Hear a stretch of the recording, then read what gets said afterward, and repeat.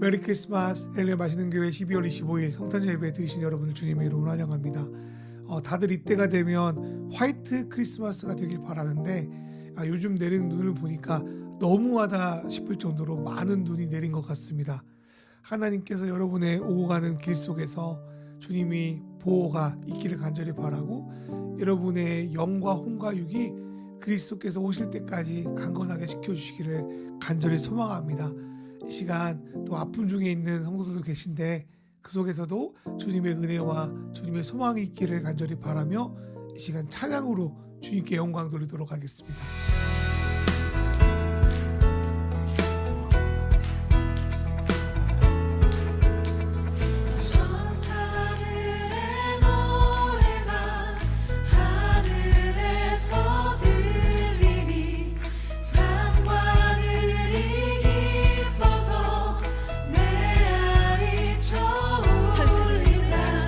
천사들의 노래가 하늘에서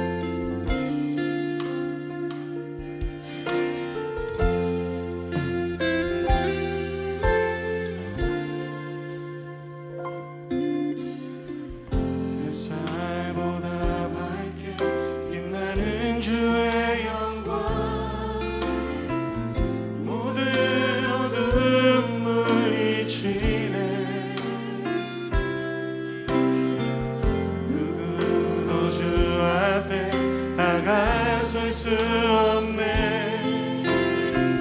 주의 거룩한 보좌 앞에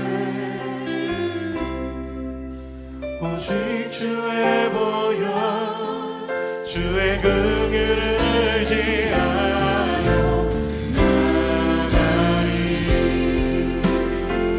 왕 되신 주 앞에 나 경배합니다. 주님만 찬양받기 합당하시니 큰 존귀와 영광 홀로 받으소서. 주 앞에 나 나갑니다.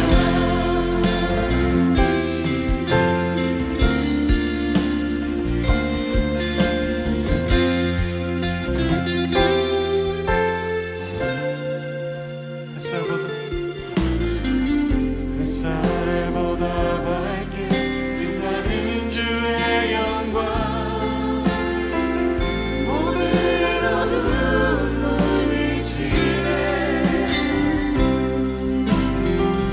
누구도 주 앞에 나가설 수 없네. 주의 거룩한 보좌 앞에 오직 주의 보혈 주의 긍휼을 의지하여 나가리. 왕 되신 주 앞에 나 경배합니다. 주님만 찬양받기 합당하시니 큰 존귀와 영광 홀로 받으소서. 주 앞에 나 나가. 왕 되신 주 앞에 나 경배합니다. 주님만 찬양받기 합당하시니 큰 존귀와 영광 홀로 받으소서. 주 앞에 나 나갑니다. 주님 내가 나갑니다. 주님 내가 나갑니다.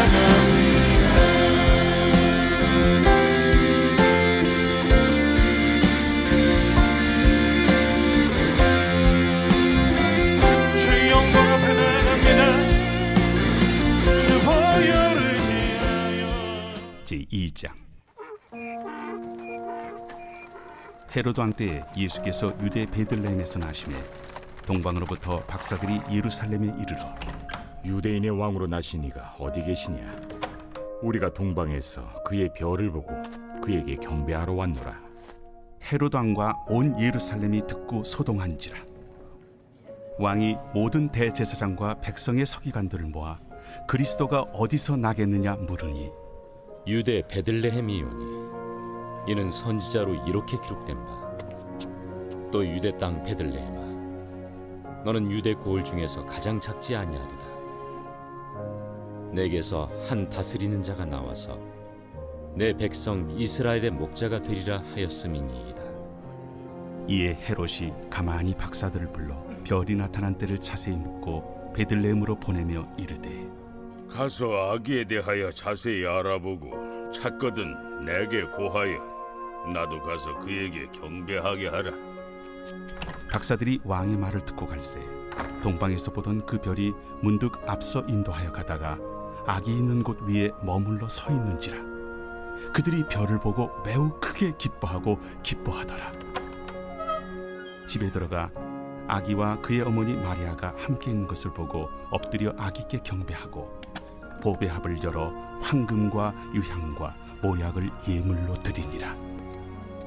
그들은 꿈에 헤롯에게로 돌아가지 말라 지시하심을 받아 다른 길로 고국에 돌아가니라. 우리가 예수님을 알게 되는 이유의 대부분은 부모나 친척 또 친구들의 소개를 통해서 알게 되는 경우가 많습니다.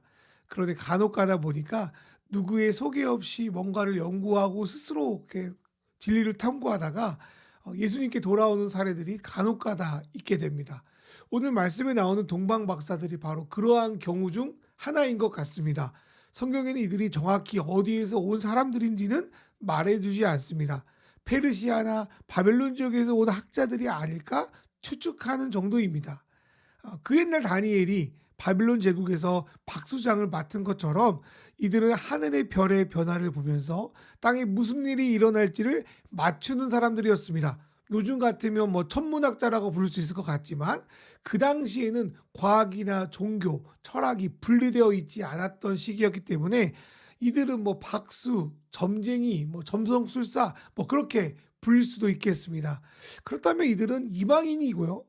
하나님과 전혀 관계없는 다른 신들을 섬기는 사람들이었다는 것을 우리는 쉽게 알 수 있습니다. 또 그 시대 성경은 70인 연기라고 해서 그 당시 만국 공통이었던 그리스어로 번역된 구약 성서가 존재하긴 했습니다. 그러나 유대인의 경전이 성전이 이방인들에게 또 특별히 동방 박사들에게 얼마나 영향을 끼쳤는지는 잘 알 수가 없습니다. 그럼에도 불구하고 우리가 한 가지 알 수 있는 사실은 이들이 별을 보는 사람들이었다는 것입니다.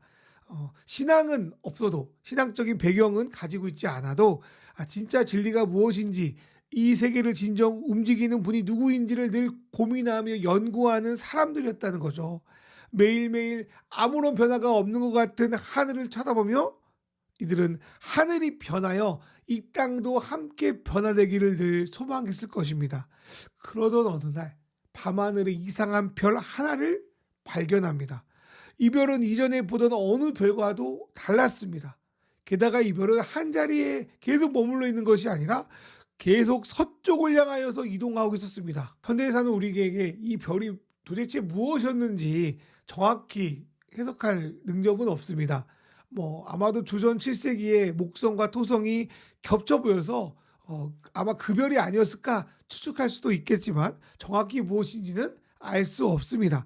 분명한 것은 박사들이 이 별을 보고 유대에 진정한 왕이 태어났다는 것을 이 별이 의미한다는 것으로 판단했다는 것입니다. 구약의 예언이 무엇인지 정확한 왕이 무슨 일을 하는지는 알 수 없었지만 그래도 하늘이 또 어떤 신적 존재가 이 땅에 엄청난 일을 지금 일으키고 있다는 것을 이들은 확신했다는 겁니다. 로마서 1장에 보니까 바울 사도는 성경의 말씀뿐 아니라 하나님이 창조하신 만물에 하나님의 영원하신 능력을 엿볼 수 있다고 말씀하고 있습니다. 동방 박사들이 이처럼 만물을 탐구하면서 하나님이 행하시는 구원의 계획을 일부 깨달을 수 있었던 것입니다. 우리 기독교뿐만 아니라 다른 종교에서도 혹은 신앙을 가지지 않은 사람일지라도 우리가 어디로부터 왔고 어디로 향해 나아가고 있는지를 참으로 궁금해합니다. 또한 이 세상이 영원하지 않을 뿐더러 계속 망가져가고 있다는 것도 인식하고 있습니다. 그래서인지 우리 모두의 마음 가운데는 늘 구원의 기쁜 소식이 전해지기를 기다리고 있는 것입니다.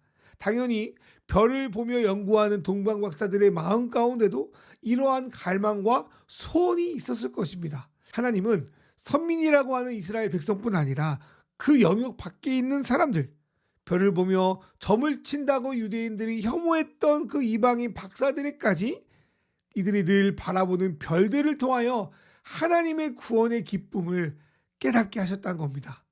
하나님이 예수님을 보내신 것은 단지 유대인뿐 아니라 이 땅의 모든 이들을 하나님의 선한 통치 안으로 불러들여 구원하시기 위해서였습니다. 이 놀라운 소식을 새롭게 나타난 별을 보며 깨닫게 된 이들은 그냥 가만히 있을 수 없었습니다. 그래서 별을 보며 길을 떠나게 됩니다. 그렇다면 성경에 나오는 동방 박사들을 오늘날 어떤 사람들을 가르칠까 생각해 보았습니다. 이전에 그가 신앙을 가졌는지 가지지 않았는지 그건 별로 중요하지 않은 것 같습니다. 예전에 교회를 다녔지만 실망하여 또 떠난 사람들, 또 그러나 여전히 진리를 갈망하는 사람들일 수도 있겠습니다. 또 아예 다른 신앙과 철학을 가지고 살아왔지만 여전히 진리에 목말라서 하늘을 바라보고 있는 사람들, 어떤 것을 찾아가는 사람들, 이 모두를 포함하는 것이라고 저는 생각합니다. 주님이 오심은 단순히 어떤 특별한 몇 명이 아니라 이 땅의 모든 사람을 위한 것이기 때문입니다. 그래서 매년 보내는 대림절과 성탄절은 믿는 사람들, 교회 다니는 사람들만을 위한 날이 아니라 모든 사람들에게 하나님의 은혜와 기쁨을 나눠주는 시간이 되어야 될 줄 믿습니다. 다시 말씀을 이어가면 동방 박사들은 별이 움직이는 방향을 따라 유대 땅까지 도착합니다. 이들은 이제야 별이 가리키는 곳이 유대 땅이라는 것을 파악했습니다. 그러나 유대를 잘 모르기 때문에 정확히 유대의 어느 곳인지는 제대로 알 수 없었습니다. 그래서 유대인의 왕이라면 당연히 예루살렘 왕궁에 태어났겠지, 그렇게 추측하고 그 당시 그 땅을 다스리고 있는 헤롯 왕을 찾아가게 됩니다. 그런데 동방 박사들의 예상과 달리 예언의 당사자인 이들은 메시아가 태어났다는 소식을 전혀 모를 뿐 아니라 그 소식을 듣고도 기뻐하지 않고 오히려 무척 당황스러워합니다.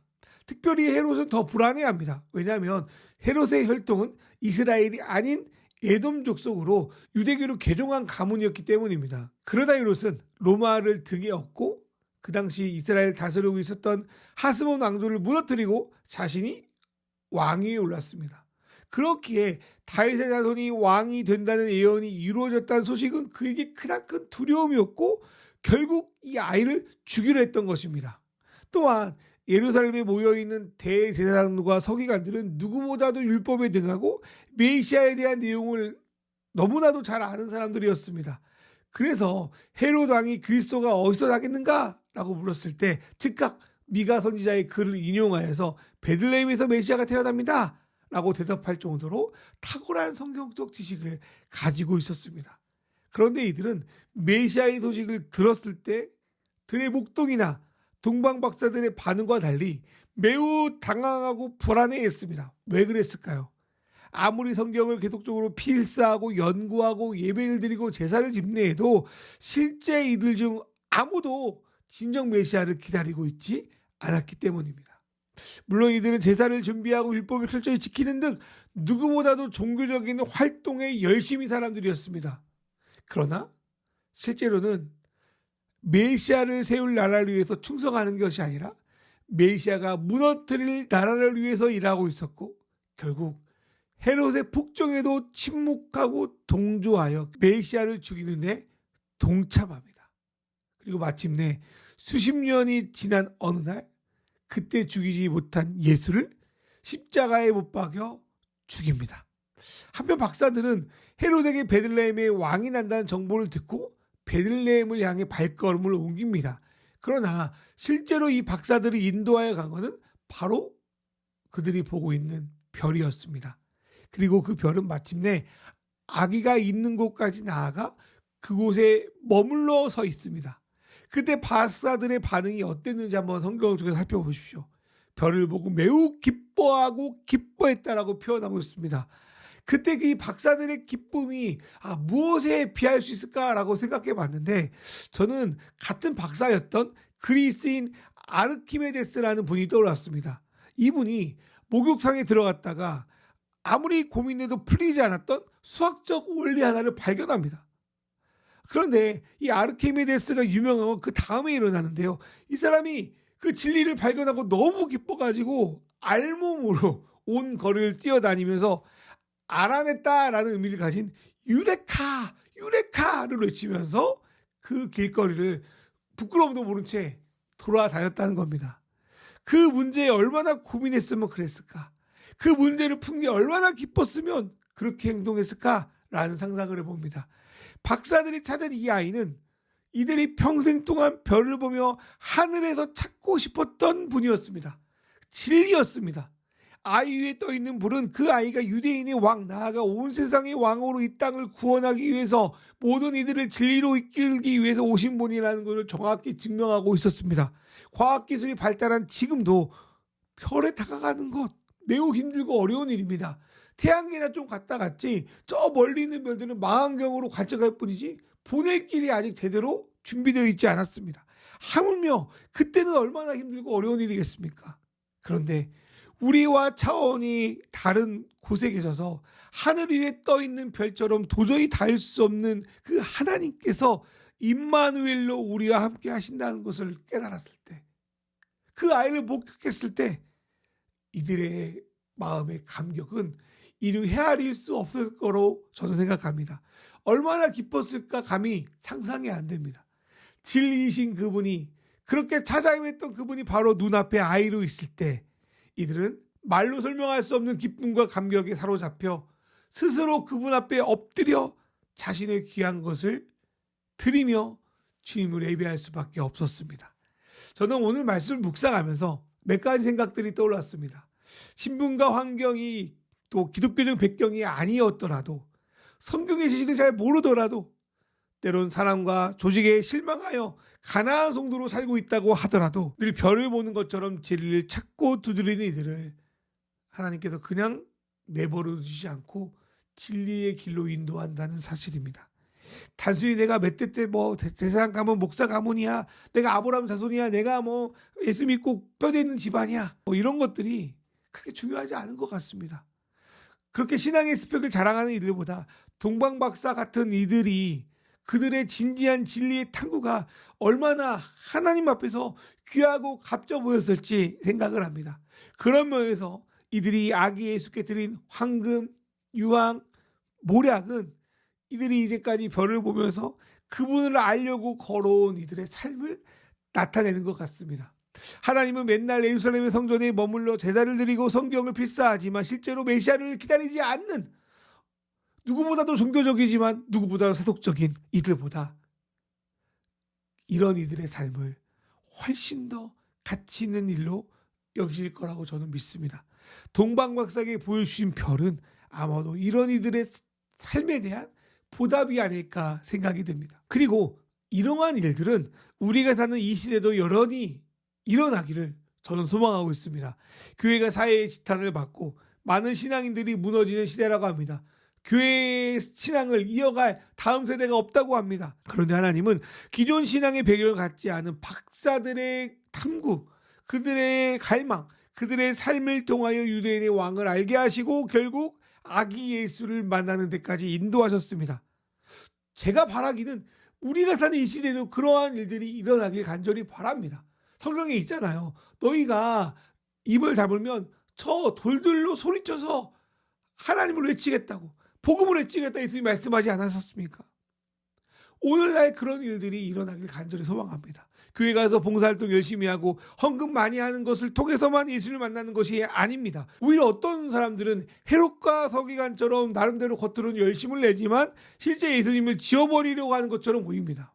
그런 세상 속에서 지금 자신이 신앙 안에 있는 것 같지만 또 없는 것 같지만 어떤 환경에 있든지 간에 이들이 추구하는 선한 일과 좋은 가치들 속에서 주님의 뜻을 발견하고 주님을 알아가는 과정이 있기를 간절히 소망합니다. 또한 지금도 여전히 하나님이 필요하다는 사실을 인식하고 진리의 정을 따라 구하고 찾는 이들을 예수님께 성탄절에 만나주시기를, 그래서 그 놀라운 진리를 깨닫고 기뻐하는 일이 일어나기를 간절히 기도합니다.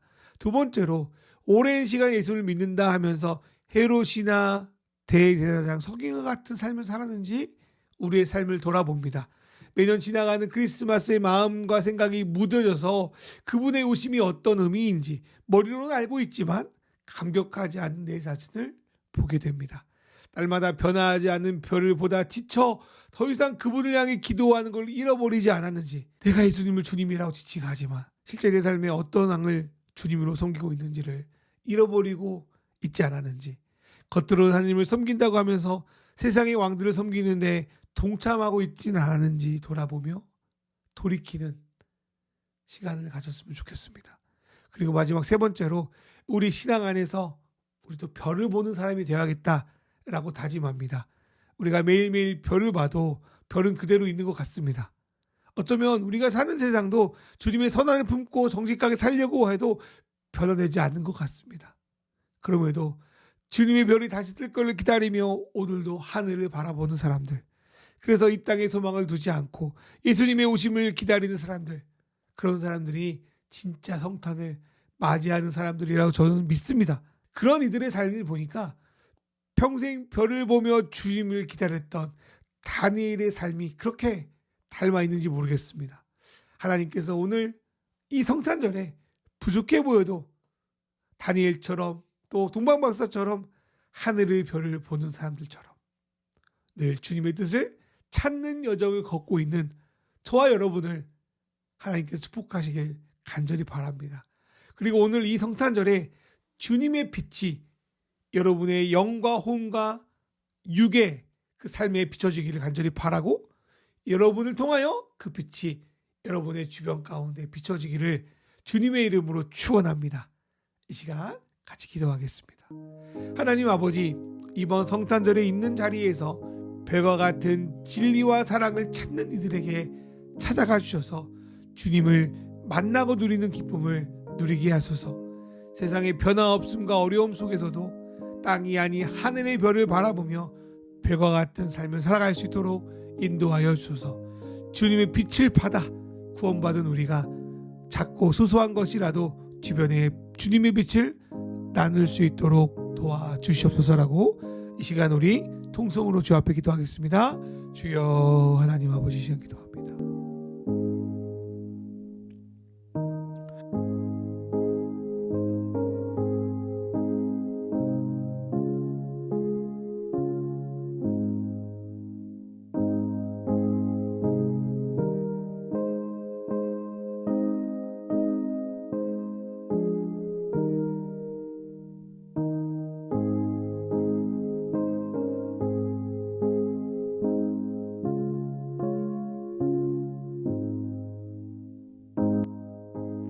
주님께서 당신들에게 복을 주시고 당신들을 지켜주시며 주님께서 당신들을 밝은 얼굴로 대하시고 당신들에게 은혜를 베푸시며 주님께서 당신들을 고이 보시어서 당신들에게 평화를 주시기를 빕니다. 아멘. 하나님 아버지, 오늘 예배드리는 우리 맛있는 교회 성도들 하나님께서 귀하게 여겨시고 위로하여 주시고 축복하여 주시옵소서. 어쩌면 동방박사들처럼 하나님을 제대로 믿을 수 있는 환경도 안 되고 내 생각과 달리 삶은 어려워지고 여러 가지 고민거리가 시련이 있지만 그래도 별을 보며 유대인의 왕 아기 예수를 경배했던 동방박사들처럼 우리가 늘 하늘을 바라보며 기도하며 나아갈 때 하나님께서 우리에게 말씀하여 주시고 우리가 일하고 있는 직장과 우리가 공부하고 있는 것들과 우리가 고민하고 있던 삶 속에서 그 별을 찾아 그 별을 따라가 아기 예수를 만나고 그분께 경배하는 그 자리에 있기를 간절히 소망합니다. 하나님 아버지, 안타깝지만 지금의 교회로 주님의 복음을 전하는 게 참 쉽지 않습니다. 주님께서 돌을 들어서 사용하신다는 것처럼 하나님, 각자의 삶 속에 있는 별을 통하여 주님의 복음을 전하게 하여 주셔서 동방박사들이 주님께 나와 예배드린 것처럼 별을 찾아 진리를 찾아 갈망하는 이들에게 찾아가 주셔서 예수 그리스도를 복음으로 믿고 영접할 수 있는 은혜를 오늘 성탄절에 허락하여 주시옵소서. 하나님, 성탄절은 오늘이지만 여전히 춥고 어려운 이들이 많습니다. 주님의 빛을 그들에게 비춰주시고 우리도 부족하지만 주님께 받은 빛을 그들에게 비출 수 있도록 주여 우리에게 나눔의 축복을 허락하여 주시옵소서. 헤롯 왕과 유대인들이 또 서기관과 제사장들이 겉으로는 종교적인 생활을 영위하며 아무리 예배드리고 아무리 성경을 봐도 실제 메시아가 왔을 때 기뻐하는 것이 아니라 불안해하고 결국 그 메시아를 죽이는 데 동조했던 것을 보게 됩니다. 어쩌면 오늘날 예수를 믿는다고 하는 사람들의 일부가 그러한 삶을 살았는지 돌아봅니다. 하나님 아버지, 우리가 종교적인 사람이 아니라 정말 주님을 갈망하며 주님을 기뻐하는 사람들 될 수 있도록 주님 인도하여 주시옵소서. 하나님 아버지, 우리가 사는 시대 물적으로 참 풍요롭지만 영적으로 매우 메말라 있는 시대입니다. 그리고 2023년 더욱더 경제적으로 어려워진다고 말하는 소식들이 많습니다. 그러한 속에서 우리가 주님의 별을 보며 나아갈 수 있도록 도와주시고, 그래서 우리의 모든 삶이 안전하고 주님의 보호하신 가운데 주님의 빛을 누리며 기뻐하며 나갈 수 있는 그러한 2024년 될 수 있도록 주님 인도하여 주십시오. 우리 맛있는 교회 성도들 또 눈 속에서도 여러 가지 어려움 속에서도 주님께서 보호하여 주시고 늘 다른 어떤 것보다 다니엘처럼 별을 보며 동방박사는 별을 따라 주님의 길을 걸어갈 수 있도록 주님 인도하여 주십시오. 주님께 귀한 예물을 드리오니 받아주시고 이들의 삶이 늘 아기 예수를 경배하고 아기 예수께 예배하는 그런 기쁨의 삶 될 수 있도록 주님 우리를 인도하여 주길 간절히 바랍니다. 성탄절날 주님께 예배하는 모든 심령 위에 주님의 은혜와 축복이 넘치길 간절히 바라오며 이 모든 말씀 우리 주 예수 그리스도의 이름으로 기도드리옵나이다. 아멘.